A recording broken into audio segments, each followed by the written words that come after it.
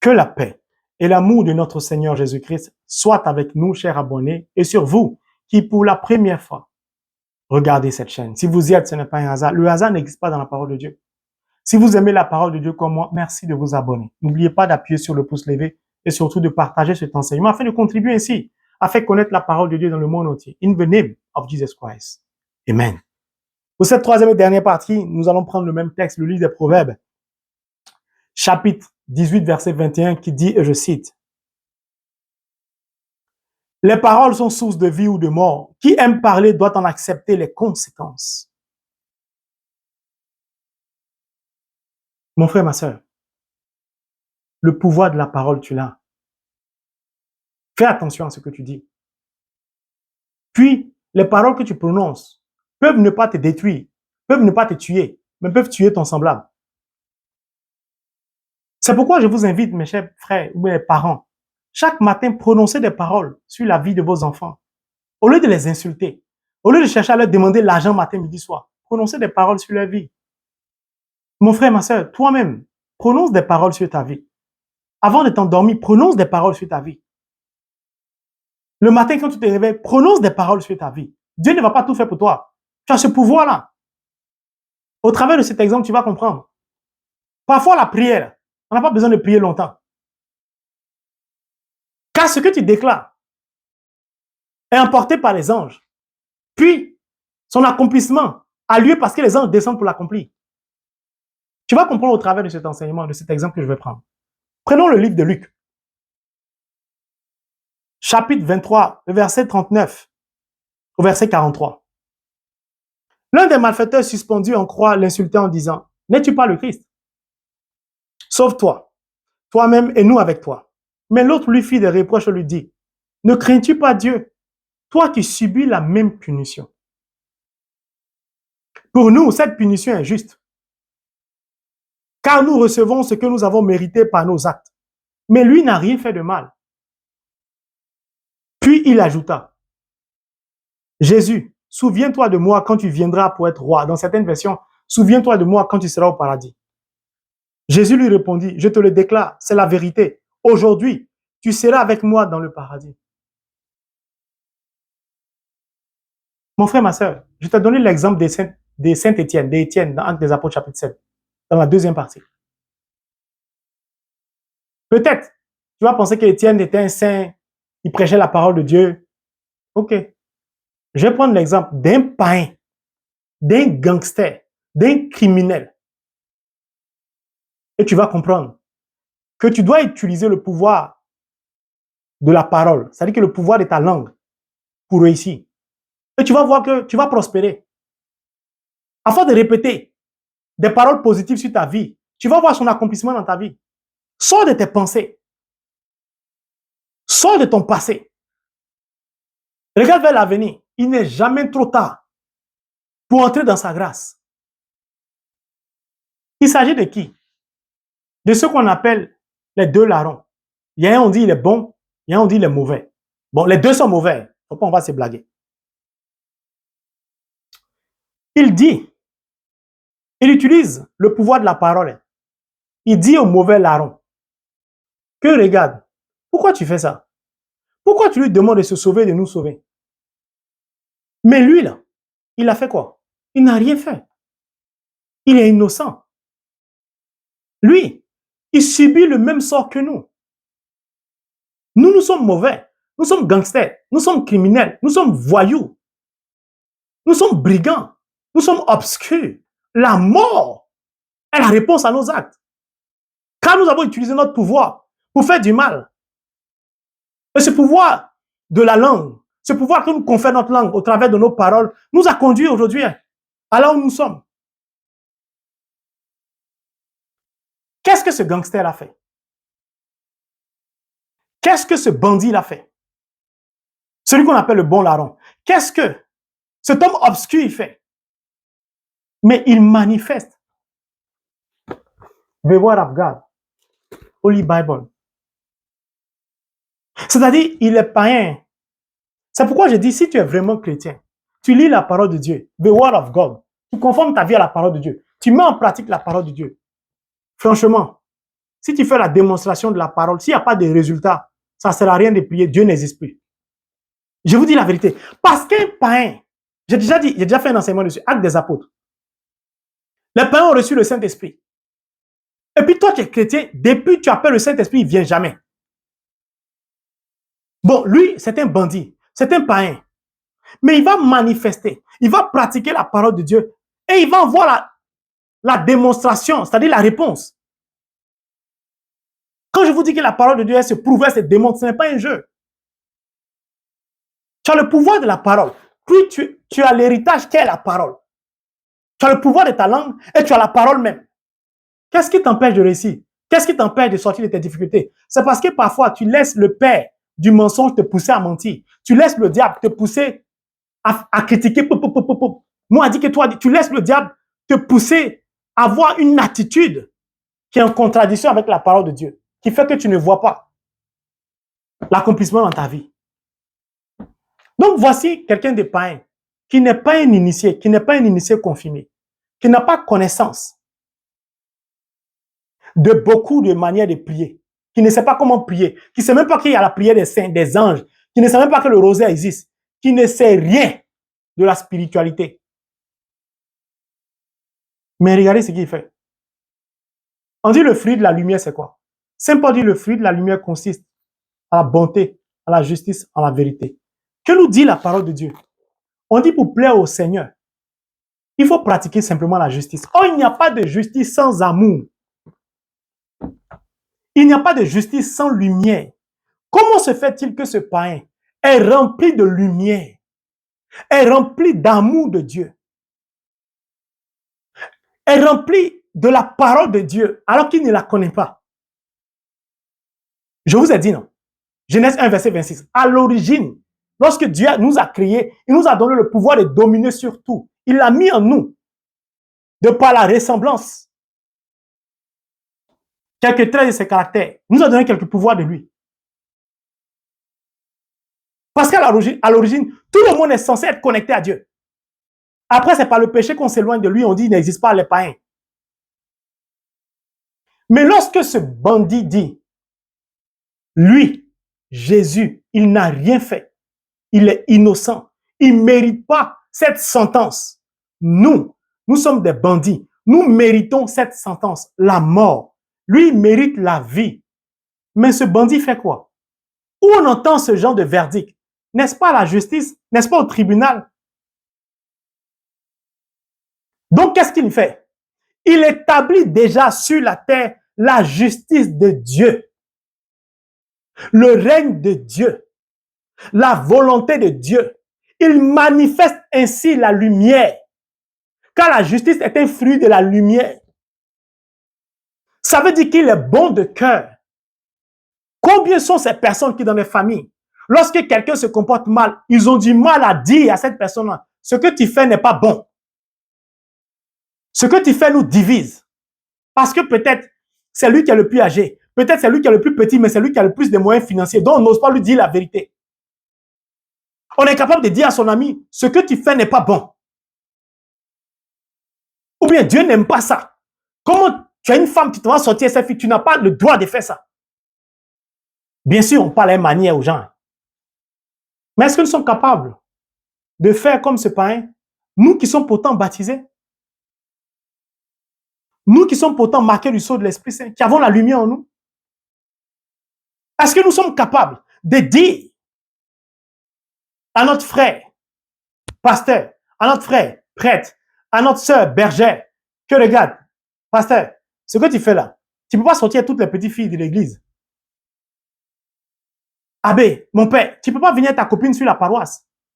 Tu ne peux pas la faire passer un week-end au presbytère. Est-ce que nous sommes capables de dire ça? Est-ce que nous qui entourons, bien vous qui entourez le pasteur, vous êtes capable de le dire? Mais pasteur, tu ne peux pas prendre l'argent de la quête pour emmener ta copine en voyage ou bien ta concubine. C'est pour l'église. Est-ce que nous sommes capables de dire cette vérité? Est-ce que nous sommes capables de nous battre pour la justice de Dieu? Lui, c'est ce qu'il a fait. Or, en manifestant la justice de Dieu, il plaît automatiquement à Dieu. Mais il ne s'arrête pas là. Il ne s'arrête pas là. Non, l'exemple de ce larron me plaît beaucoup. Me plaît beaucoup. Parce qu'il indique le chemin à certains chrétiens. Qu'est-ce qu'il fait après? Il va imiter deux personnes dans la Bible.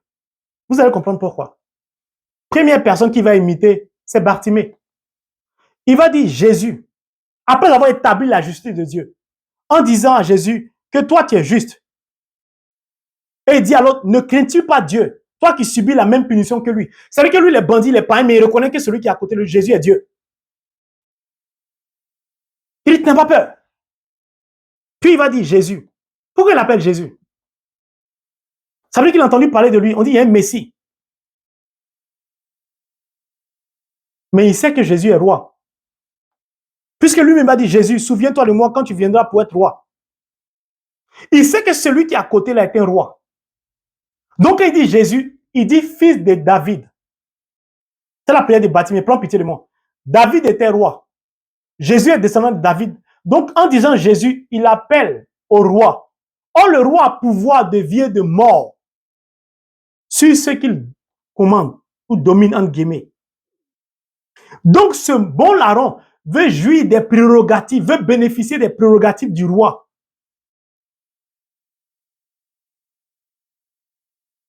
Donc, il dit, roi, souviens-toi de moi quand tu viendras pour être roi. Dans certaines versions, souviens-toi de moi quand tu seras au paradis.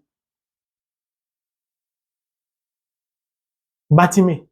Puis, Matthieu 8, verset 8. Mon frère, ma soeur, quand tu vas à la messe, bon, je ne vais pas dire ça en anglais, je vais dire ça en français cette fois-ci. Seigneur, je ne suis pas digne de te recevoir, mais dis seulement une parole, je serai guéri. C'est dans Matthieu chapitre 8, verset 8. Le centurion romain. Qu'est-ce que le gangster va dire? C'est celui qu'on appelle le bon larron. Il dit, souviens-toi de moi. C'est-à-dire, je suis un pécheur, puisque ce que j'ai dit tout à l'heure, il a dit, lui, il est pécheur, il mérite sa sentence. Souviens-toi de moi, je suis un pauvre pécheur, je suis un criminel, je suis un gangster, je suis un brigand, j'ai tué, j'ai assassiné, j'ai volé. Tout ce qui est mal, je l'ai fait. C'est pourquoi je sais que je ne mérite même pas de m'approcher de toi. Je ne mérite même pas d'aller là où tu es, au paradis. Je ne mérite même pas. Non, que tu subisses, de subir le même sort que toi. Parce que toi aussi, tu es crucifié comme moi. Ce n'est pas normal. Je suis un pauvre pécheur. Souviens-toi de moi, je ne suis pas juste. Si tu daignes poser ton regard sur moi, comme Anne a dit, au temple de Silo, pardon et pitié, Seigneur. Mais qu'est-ce qu'il a fait? Il a appliqué la prière du centurion. Est-ce que toi, quand tu vas à la messe, tu te souviens que lorsque tu dis, Seigneur, je ne suis pas digne de te recevoir, est-ce que tu sais que ce simple verset que tu prononces appelle automatiquement la faveur de Dieu sur ta vie? Mais est-ce que quand tu le prononces, tu as conscience de ça? Est-ce que tu as connaissance de ça? Est-ce que tu es éclairé de la profondeur de ce verset? Sa prière n'a duré que 10 secondes. Jésus, souviens-toi de moi quand tu viendras pour être roi. Puis la réponse du berger à la bergère, comme on dit en français. Écoutez la réponse de Jésus. Jésus lui répondit, je te le déclare, c'est la vérité. Qu'est-ce que la vérité? Que lui, Jésus, il est roi, il est Dieu. Donc, il peut tout pour lui. Comme Jésus a dit à Bartimée, que veux-tu que je fasse pour toi? Je suis Dieu, demande-moi tout ce que tu veux, je peux tout. Ne te gêne pas, Bartimée. Aujourd'hui, tu seras avec moi dans le paradis. La Bible n'a pas dit qu'il a dit demain, après-demain, la semaine prochaine, le mois prochain, l'année prochaine. Il dit aujourd'hui. Mon frère, ma soeur, le pouvoir de la parole a été utilisé par ce bandit. Et le pouvoir de sa langue lui a permis d'employer un certain nombre de mots, d'utiliser ou de faire sortir de sa bouche, qui émane de son cœur, une seule phrase. Cette phrase-là a permis à ce bandit de parvenir au royaume des cieux. Cette phrase a permis à ce bandit de se convertir et d'entrer dans le royaume des cieux. Cette phrase a permis à ce bandit d'être exaucé illico presto. D'être exaucé ad vitam aeternam, c'est-à-dire pour toujours. Et toi, tu vas me dire, tu es chrétien. Tu lis la parole de Dieu. Tu connais Holy Bible, the Word of God. Et Dieu ne t'a jamais exaucé. Et Dieu ne peut pas t'exaucer. Pourquoi? Parce que ce bandit-là, 10 secondes de prière, mais sa prière était d'une sincérité. Sa prière était simpliste et limpide. Il n'y avait pas l'homme de l'obscurité dans sa prière, car sa prière témoigne de son humilité. Ce rayon de la Bible, qui est une clé qui ouvre la porte du succès. Ce n'est pas la longueur de ta prière. Ce n'est pas le nombre de mois que tu fais à prier ou le nombre d'années. Ce n'est pas le temps que tu passes toute une journée, toute une nuit qui détermine ta grâce, qui appelle la faveur de Dieu. C'est la sincérité de ta prière.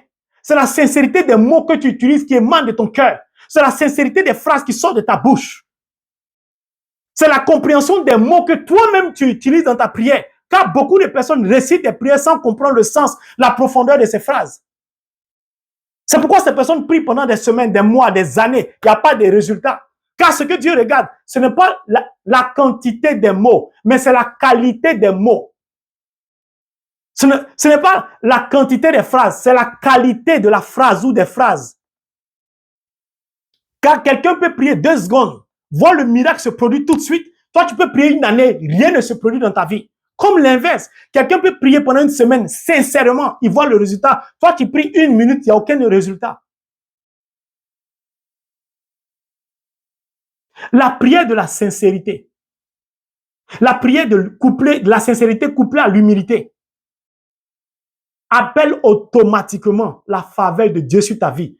Et le miracle se produit automatiquement. Pourquoi? Chaque fois, je répète dans mes enseignements, que vous allez toucher le cœur critique de Dieu, Dieu va toujours réagir de façon quasi automatique. Parce que le cœur de Dieu est plein d'amour pour nous, est compassionnel et est miséricordieux. Il n'existe aucun être humain sur cette terre qui est capable d'avoir cette triptyque. Un cœur plein d'amour, compassionnel et miséricordieux. Ce n'est pas possible. Quand bien même il peut y avoir dans le cœur d'un être humain cette triptyque, elle est limitée. Elle est limitée. Sinon, le visage de l'humanité ne serait pas ce qu'il est aujourd'hui. Mon frère, ma soeur, le Seigneur t'invite à changer ta manière de prier. Il te dit, regarde, utilise le pouvoir de ta parole pour appeler la réaction. Lui, il était à côté de Jésus. Jésus lui a dit automatiquement, tu seras dans le paradis. Mais toi aussi, tu es à côté de Jésus quand tu t'attaches à la parole de Dieu. Et Dieu va te dire, aujourd'hui, tout est accompli pour toi. Aujourd'hui, j'ouvre les portes, les écluses des cieux pour toi. Tu penses que Dieu ne peut pas te dire ça? Mais Dieu, il n'attend que ça. Puis il te dit, si j'ai maudit le figuier, j'ai prononcé des paroles, il a séché, prononce des paroles sur ce que tu vas avoir et tu vas l'obtenir à condition que tu aies la foi. À condition que tu aies confiance en moi. À condition que tu ne doutes pas.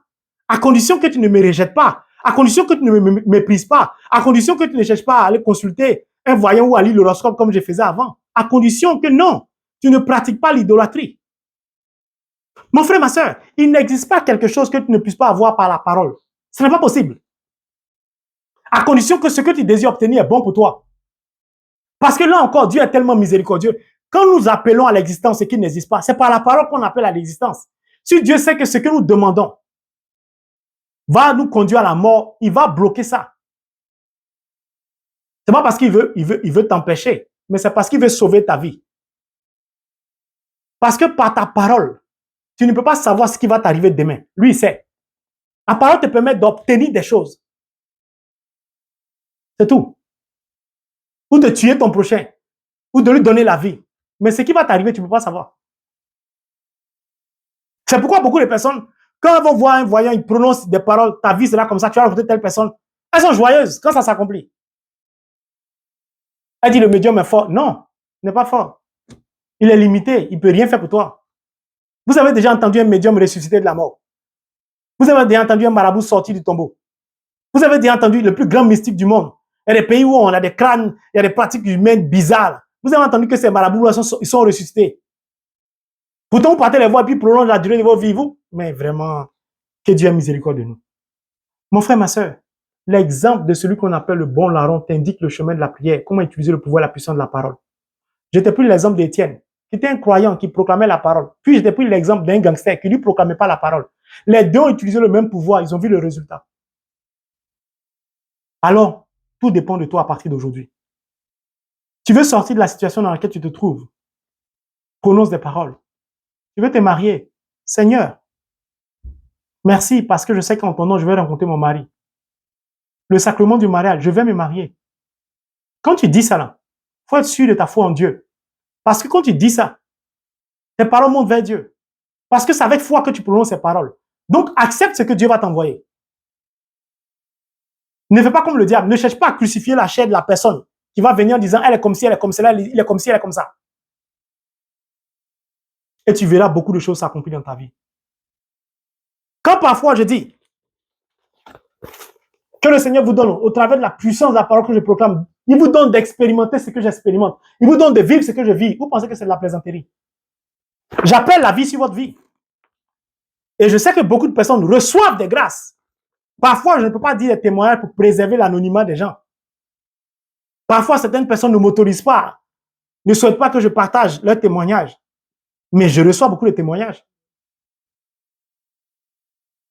Quand je proclame une parole, quand j'annonce une parole, parfois elle vient de l'Esprit Saint. Parfois, j'utilise mon pouvoir pour déclarer un certain nombre de choses. Et le résultat ne se fait pas attendre. Alors, mes frères et mes sœurs, pour cette dernière partie, c'est l'enseignement que j'ai voulu partager avec vous. Aujourd'hui, le Seigneur vous rappelle encore que vous avez le pouvoir de la vie et de la mort pour vous et pour votre semblable. Donc, faites attention à ce que vous dites, car beaucoup de divisions émanent de notre manière de parler.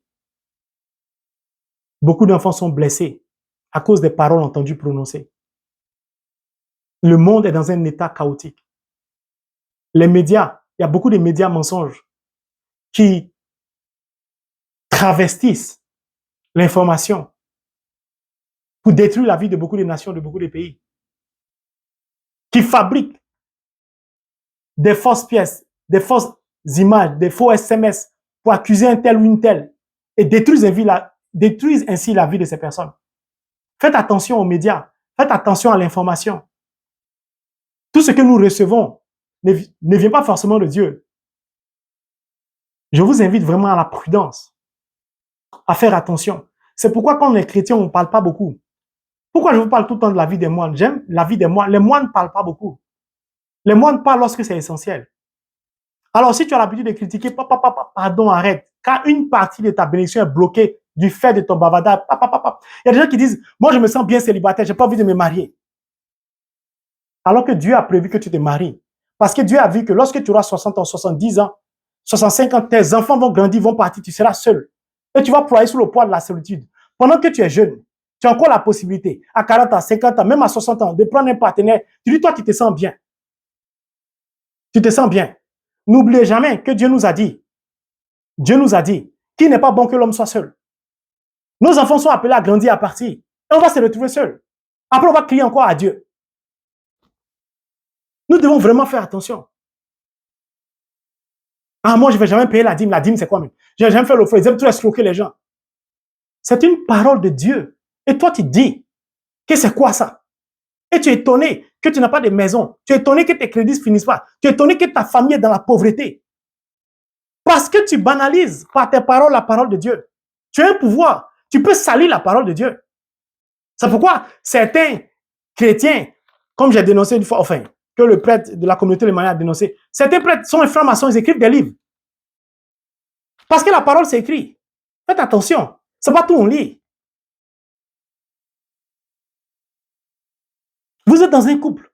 Vous passez votre temps, vous parlez mal. Mais les paroles que vous lancez en tant que partenaire finissent par enchaîner votre couple. Vous êtes amis, vous vous parlez mal. Faites attention. Vous appelez la mort. Si quelqu'un ne veut plus vous parler, ne maudissez pas la personne. Ne maudissez pas telle ou telle personne parce qu'elle n'a pas la même vision que vous. Moi, parfois, il y a des gens qui m'envoient des messages qui me suivent. Oh, catholique romain, tu veux dire quoi? Arrête de nous mentir.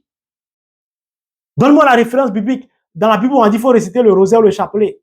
Vous pensez que j'ai le temps de répondre à ces personnes? Non, parce que mon pouvoir n'est pas pour perdre le temps. Il y a beaucoup de gens qui sont malades, qui ont besoin de guérir. Vous pensez que j'ai perdu le temps à répondre à ces gens de personnes? Mais ces personnes ont le droit de s'exprimer. C'est leur opinion. Je ne veux pas les condamner parce qu'elles s'expriment. Non. C'est ça la justice. Acceptez que l'autre pense différemment de vous. C'est ça l'humilité.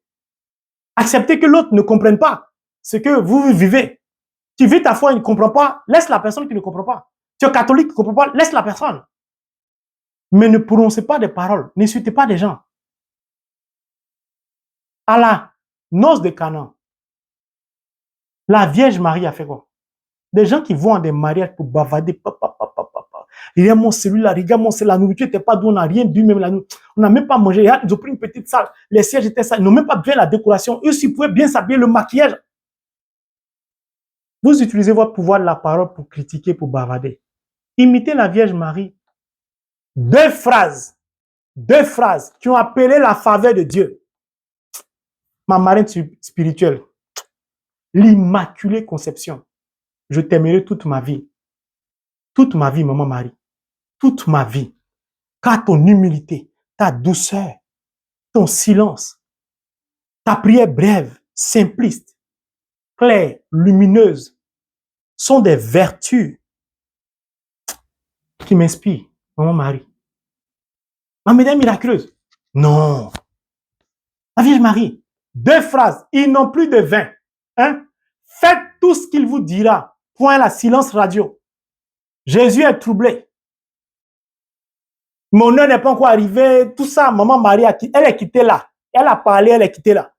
Oui, mais mon heure n'est pas encore arrivé. Tout ça, Jésus, ton heure n'est pas encore arrivé. Ça, c'est pas notre problème. L'Immaculée Conception, la mère des mères a parlé. Mais Jésus est amour. Il est esprit. Il a parlé parce qu'il est charnel. Mais comme il est esprit, il a agi. Je dis, tu ne peux pas appeler à la miséricorde de Dieu, à l'amour de Dieu, à la bonté de Dieu. Et puis c'est là silencieux. Ce n'est pas possible. Ce n'est pas possible. Donc si tu aimes la Vierge Marie, si tu récites le rosaire, arrête de critiquer les gens, arrête de bavader, imite les vertus de la Vierge Marie. Quand tu vas à une cérémonie, à une fête, arrête de critiquer les gens, arrête de bavader.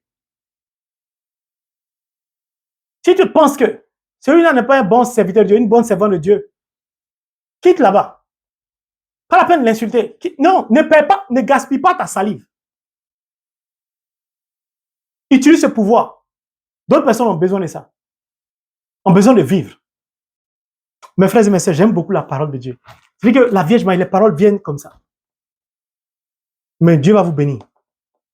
Vous allez témoigner encore. Et bientôt, les témoignages qui vont venir, je pourrai les rendre publics. Le Seigneur me dit, les gens vont m'envoyer des messages pour dire de témoigner pour eux. Vous allez voir comment Dieu est bon. Alors que le Seigneur nous donne d'utiliser notre pouvoir pour vivre, pour prospérer, mais pour permettre aux autres de vivre et de prospérer. Mieux, pour utiliser le pouvoir de la langue, pour délivrer ceux qui sont enchaînés, pour la gloire de son nom, in the name of Jesus Christ. Amen.